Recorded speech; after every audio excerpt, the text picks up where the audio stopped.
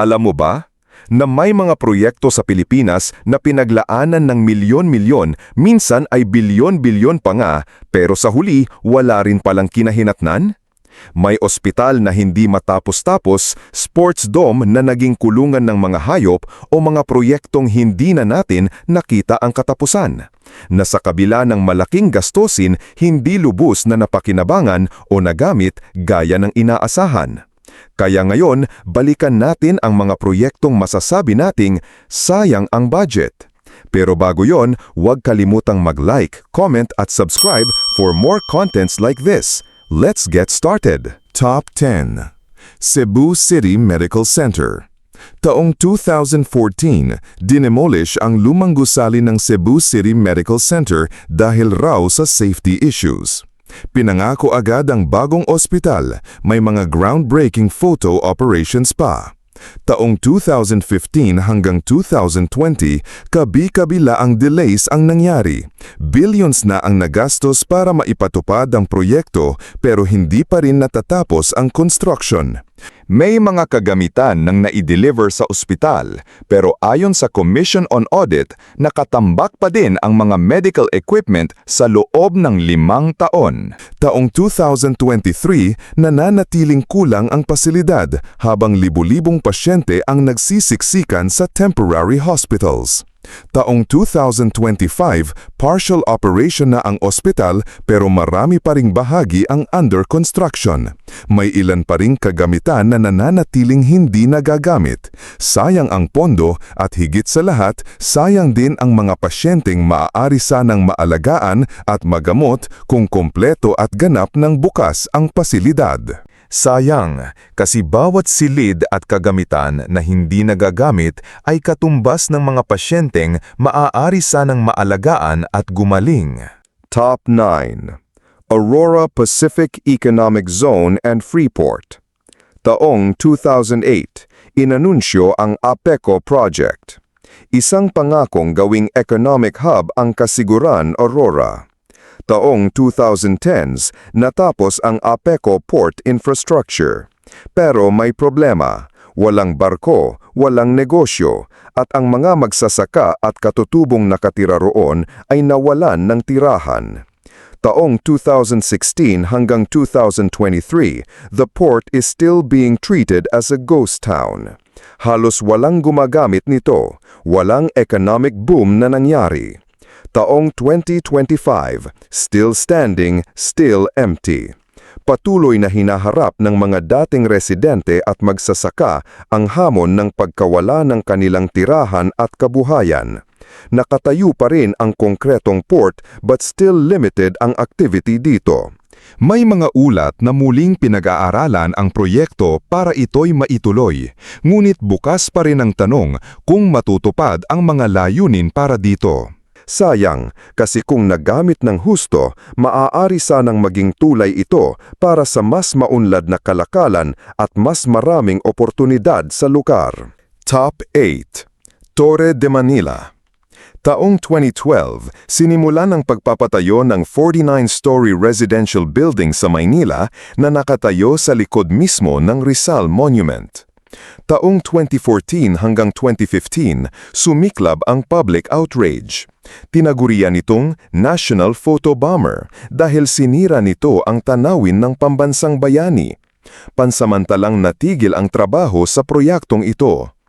Taong 2017, pinayagang ipagpatuloy ang proyekto matapos ang desisyon ng Korte Suprema.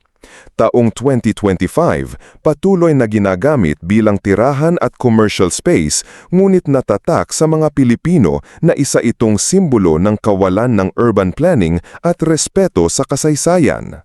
Sayang, kasi kung mas maingat ang pagpaplano, baka naging simbolo rin ito ng respeto sa kasaysayan in a good way. Top 7. North Rail Project. Early 2000s, inilunsad ang planong tren mula Maynila hanggang Clark na naglalayong pabilisin ang biyahe at pasiglahin ang koneksyon ng rehiyon. Financed by a Chinese loan. Pondo, $503 million o 25 billion pesos. Taong 2007, sinimulan ang konstruksyon ng ilang bahagi ng linya. Taong 2011, natigil ang proyekto at hindi na ituloy dahil sa mga isyong teknikal at legal. Naungkat ang anomaly at questionable contract.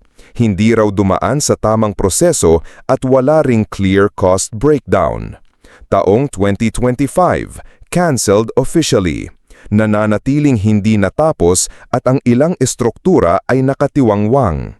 May mga bagong proyekto ng railway na sinusubukan ngayon, ngunit nananatiling alaala ang North Rail bilang isang ideyang hindi nakarating sa layunin nito. Sayang, kasi bawat kilometro ng tren ay dagdag koneksyon sana para sa tao at kalakalan. Top 6. Arctica Sports Dome.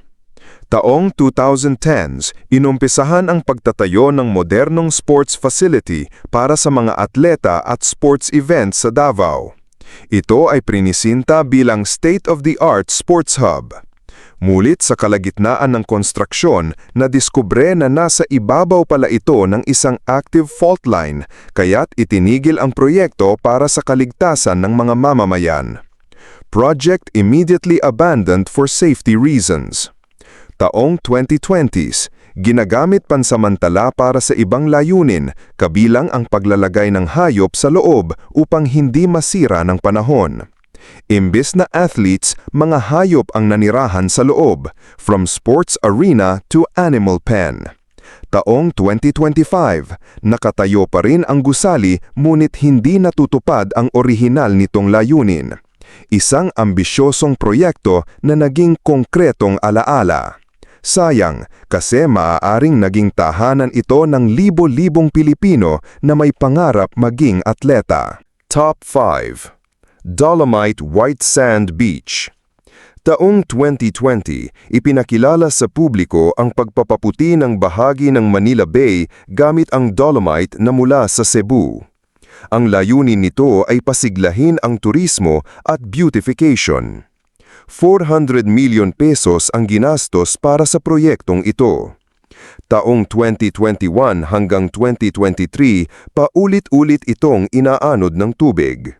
Kinailangan ng paulit-ulit na maintenance dahil sa pagguho ng buhangin at patuloy na hamon sa kalidad ng tubig. Taong 2025, patuloy na pinapanatili at binibisita ng ilan, ngunit nananatiling paksa ng diskusyon kung natutugunan ba nito ang mas malalim na issue ng kalinisan at rehabilitasyon ng Manila Bay.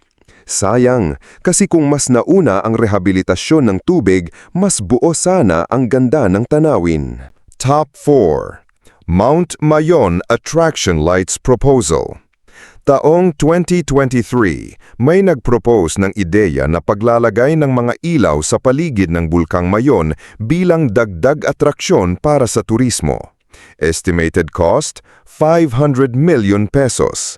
Same year, maraming sektor ang nagpahayag ng pangamba sa epekto nito sa kalikasan at kaligtasan. Binatikos din agad sa social media at environmental circles ang proyekto. Taong 2024, the project was cancelled dahil sa matinding public backlash.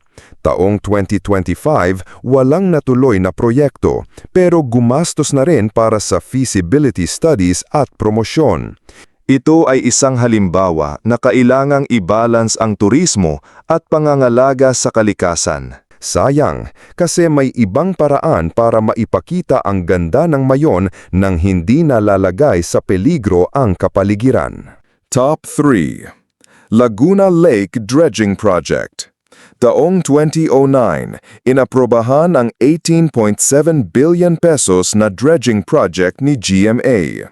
Ang proyektong ito ay isang rehabilitasyon ng lawa upang maiwasan ang pagbaha at mapabuti ang kalidad ng tubig.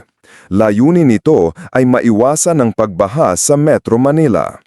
Taong 2010 hanggang 2011, this project was cancelled by the Aquino administration dahil sa issue ng mga proseso at kontrata. Tinawag itong Midnight Deal. At ang BDZ Company ay nagsampa ng kaso. Taong 2017, Philippine government was ordered to pay 800 million pesos plus interest bilang danyos. Taong 2025, muling pinag-uusapan ang kahalagahan ng dredging dahil sa tuloy-tuloy na pagbaha, ngunit nananatiling alalahanin kung paano ito maipapatupad ng maayos. Sayang, kasi bawat taon ng delay ay dagdag taon din ng pagbaha sa mga komunidad. Top 2. Bataan Nuclear Power Plant. Taong 1976 hanggang 1986, inumpisahan ang proyekto upang masolusyonan ang energy crisis.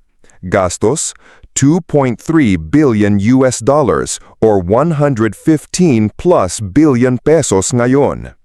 Taong 1986, hindi kailanman pinagana dahil sa mga pangamba sa kaligtasan at epekto sa kapaligiran.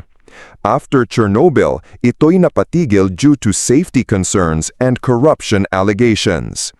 Taong 2010s, ginagamit lang ang proyektong ito para sa tours at field trips. Taong 2025, still standing, still dead. Nanatiling hindi nakapagbigay ng kuryente mula nang matapos ang konstruksyon. Ni 1 kilowatt ay hindi nakapag-produce. Sayang, kasi kung maayos ang pagkakagawa at pagpapatakbo, matagal na sana itong nakatulong sa supply ng kuryente. Top 1. Foreign-funded mega projects na hindi natapos. Maraming proyekto ang inumpisahan gamit ang foreign loans, mga tulay, paaralan, water systems at pasilidad na inilunsad galing sa pautang ng mga dayuhan sa ating bansa. Ayon sa Commission on Audit, marami sa mga ito ay na-delay, overpriced o hindi natakos. May mga nawala ng walang anumang infrastructure output. Ngunit patuloy na binabayaran ang mga pautang na ginamit para rito.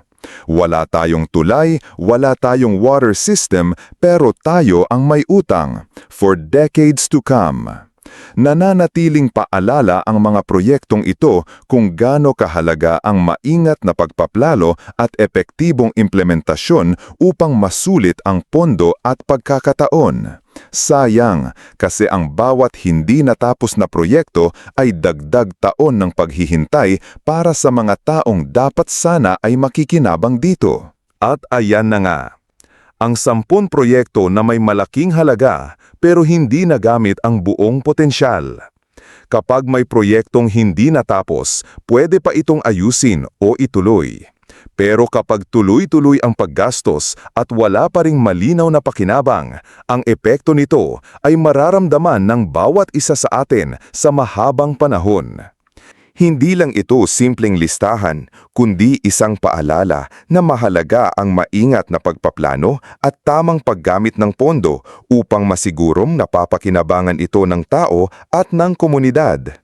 Kung may alam ka pang proyektong dapat mapabilang sa listahan, i-comment mo lang sa ibaba.